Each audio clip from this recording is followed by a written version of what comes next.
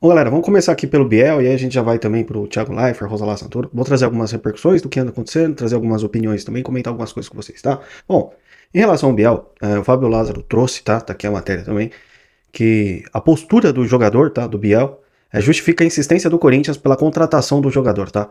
Com o jogador tá tudo certo. O Timão agora tenta acerto com o Sport e já enviou 2 propostas ao clube português. A segunda ainda está na mesa, aguardando resposta, tá? E aí depois teve essa outra notícia que saiu aqui, que o Luiz Fabiani, em live no YouTube, trouxe, né, setorista do Corinthians, ele disse na Rádio Bandeirantes sobre a negociação, né, do Sport com o Corinthians e o Biel, tá? E ele disse assim: quem falou de 7 milhões de euros foi o Sporting e o valor pedido pelo clube português ao Corinthians.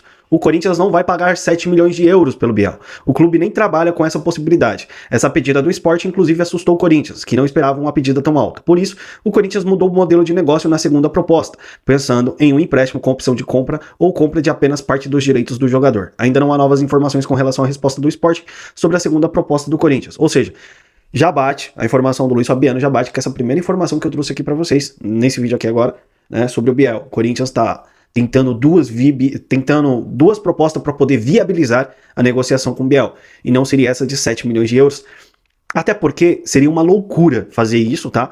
E é um tapa na cara do torcedor do Corinthians, você simplesmente pagar quase 50 milhões, 45, né, arredondando aí, vamos arredondar para 50, vai, 45 a 50 milhões de reais, pagar por um jogador como o Biel, que é basicamente uma aposta que sim, pode dar certo, mas 50 milhões é muita coisa, irmão.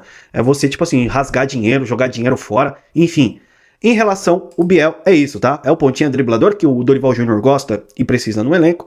Ainda é jovem, mas parece que não vingou muito no esporte não, tá? Em relação ao Carlos Vinícius, ele é um corintiano, torcedor do Corinthians assumido, tá? É um atacante que pode fechar com o Corinthians aí, e é real isso, tá, galera? Ele pode fechar com o Timão, tá? Carlos Vinícius recusou a proposta do futebol saudita após receber contato do Corinthians. Ele atuou com o André Ramalho no PSV e conversou com o zagueiro para saber sobre o clube e a torcida alvinegra. Acerto com o Timão não prevê pagamento de luvas, apenas salários. Ele vem de graça, né? Ele vem do Fulham, da Inglaterra. O Corinthians só pagaria os salários. A informação aqui do Marco Belo Júnior, né? É um jogador que pode ser interessante, vem de graça. A gente sabe que todo jogador que vem ao Corinthians, a gente não sabe se vai dar certo, né? O Héctor Hernandes, por exemplo, foi um jogador que, quando foi contratado, teve bastante gente que acreditou. E na moral, não é possível que o Carlos Vinícius seja pior que o Héctor Hernandes, tá? Não é possível. E eu nem quero acreditar nessa possibilidade. Não tem como eu acreditar, tá? Eu trouxe as estatísticas dele ontem, da carreira dele. 295 jogos, tá? Tem 96 gols. Eu acho que tá na média, né? Para um atacante, né? 100 gols aí. Tem atacante aí, cara. O Pedro Raul não tem 100 gols nunca na carreira dele, e já fez o número de jogos do Pedro Raul, acho que foi muito superior ao do Carlos Vinícius já. E o cara não chegou nem ainda a 100 gols, tá? Enfim, e o Carlos Vinícius nessa faixa aí pode ser uma boa opção pro Corinthians, tá? Bom, vamos mudar de assunto aqui. Já falamos aqui sobre os reforços que podem estar chegando aqui no Corinthians.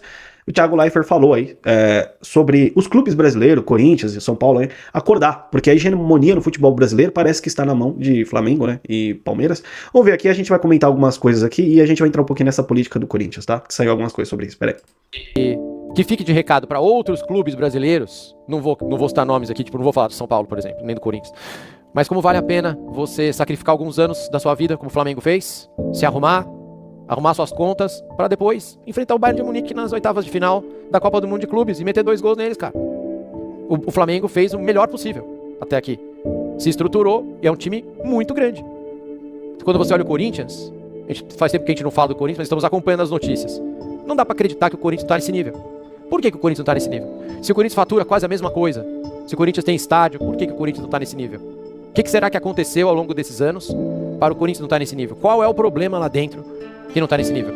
Por que o São Paulo tá com tanta dificuldade de competir, que é meu time nos últimos anos? Né? Não tem milagre. E se deixar ficar desse jeito, cada vez mais Flamengo, Palmeiras, Botafogo, Bahia vão se distanciar dos outros, tá? Tem que arrumar logo. Os clubes que estão em ascensão, né? Fluminense, Botafogo, Palmeiras e Flamengo. Então, basicamente, que essa hegemonia, né? Vamos falar real aqui do futebol, né? Hoje, né? Falando, enfim. São Paulo ainda consegue competir algumas vezes. O Corinthians agora bateu o Palmeiras no Paulistão. Mas em questão financeira, administração, os outros clubes, galera, estão muito mais à frente. E, cara, eu não vou ser clubista a falar a tal ponto, a negar isso, tá? Não vou ser clubista a esse ponto.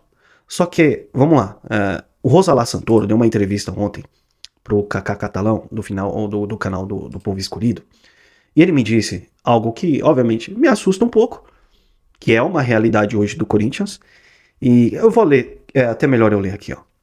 Ele disse o seguinte, já vou ler a parte importante aqui da matéria, tá?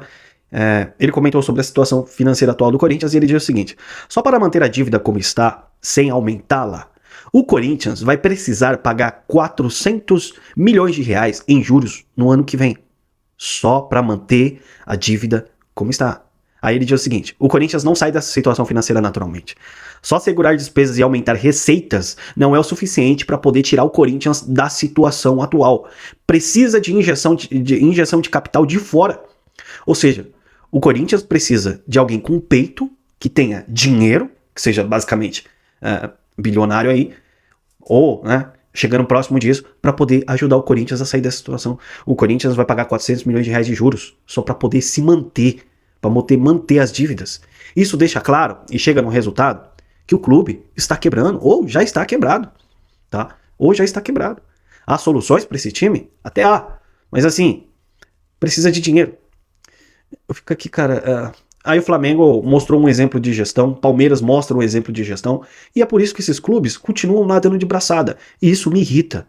Isso me provoca ira, sabe? Me provoca raiva, porque, sabe, aí, o que acontece? O que me deixa mais irritado, né? Vamos logo pra isso aqui. Olha lá. É isso aqui que me irrita, né? O presidente atual do Corinthians, que a galera da RT, comendo uma feijoada, né? André Negão gravando tudo lá. Tá tudo beleza, maravilhoso. Então, como que eu posso ver uma solução para esse time do Corinthians? Como que eu posso ver que há solução pro Corinthians com esses caras lá? Pô, se você ver o vídeo aí, ó, o Osmar Stabile tá jantando, tá almoçando com a galera, presidente do Corinthians. Aí você fala, Jorge, tudo bem, mas aí tem aquela questão, né, fazer costura política, tem que ser de um lado ali, um lado aqui, beleza? Pode ser até compreensível, só que você simplesmente não pode jogar suas ideias fora e prejudicar o clube. Apesar que eu nem sei quais são as ideias do Stabile, né? Porque você ceder alguma coisa ali, outra ali, pra poder fazer com que o Corinthians evolua, enfim, pra tentar resolver o problema da dívida, até beleza, pode ser até compreensível em alguns pontos, em alguns aspectos. Só que a maioria dos presidentes que passam por esse clube, eles não, além de não ter ideia, quer dizer, a ideia eles têm, só de afundar mais o clube e fazer parceria, continuar fazendo parceria com a RT ali dentro. Então, acaba não resolvendo nada, tá? Rosalá Santoro pode ser uma proposta para o presidente do Corinthians, só que ele é o só que ele foi diretor financeiro, o negócio dele é finanças. Eu não sei como presidente se ele poderia ser a solução para esse clube, porque não é fácil gerir e trazer gestão para esse clube do Corinthians, né? Então, assim, você costurar acordo político ali, aqui, ceder alguns lados, sei lá, para poder pelo menos trazer algum tipo de evolução pro Corinthians, pode ser compreensível. Só que eu não acredito nas ideias do Stabile em questão de Corinthians, porque é sempre ali com essa galera da renovação e transparência, então eu não vejo essa solução. Então,